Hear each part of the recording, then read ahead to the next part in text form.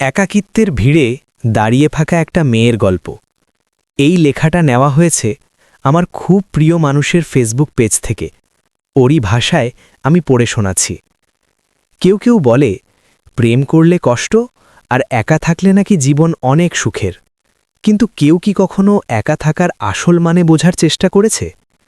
এই গল্পটা এমন একজন মেয়ের যে একা কিন্তু দুর্বল নয়, চুপচাপ কিন্তু ভেঙে পড়েনি। তার পরিবারের ভেতরের ঝামেলাগুলো যখন বড় হয়ে ওঠে তখন সবচেয়ে বেশি ভোগে সেই মানুষগুলো যারা পরিবারটাকে আঁকড়ে ধরে রাখতে চায়, যাদের মাথার ভেতর শুধু একটাই চিন্তা, সবাই ঠিক থাকবে তো।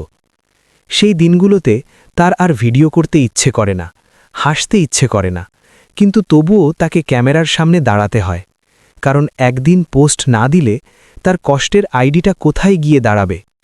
দুটো টাকার জন্য কত কথা, কত কটাক্ষ, কত অপমান সহ্য করতে হয় সেটা শুধু সেই জানে। সব বাড়িতে তো আর কলেজে পড়ানোর সামর্থ্য থাকে না।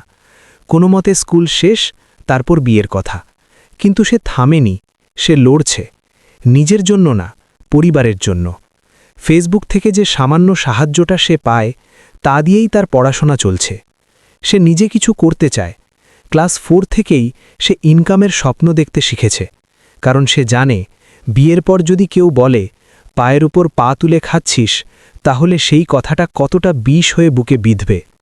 নতুন বছর এসেছে, কিন্তু তার জীবনে একদিনও আনন্দ আসেনি। তবুও সে প্রশ্ন করে না আমি কি পাপ করেছি।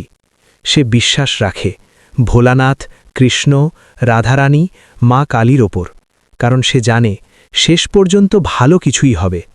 তার একটাই চাওয়া, পরিবারটা যেন ভালো থাকে, মিলেমিশে থাকে, কারণ পরিবারের যন্ত্রণা যারা ভোগে তারাই বোঝে।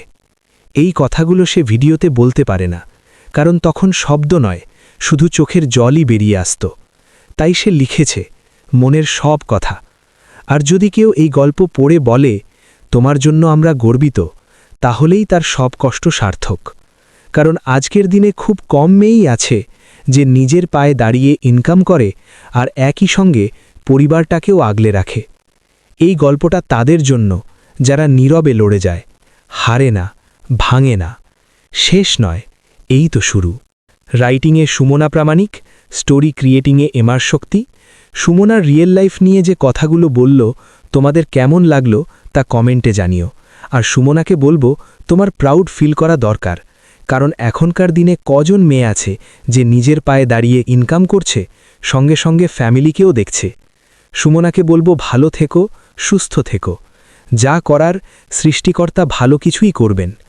আপনারাও যদি আপনার রিয়েল লাইফ নিয়ে কিছু কথা বা রিয়েল স্টোরি বলতে চান, তাহলে আমাকে ডাইরেক্ট ডিএম করতে পারেন, না হলে আমার ইমেল আইডিতে ডাইরেক্ট স্টোরি লিখে পাঠিয়ে দিতে পারেন shktipadua1@gmail.com। আজকের মতো এখানেই শেষ করছি।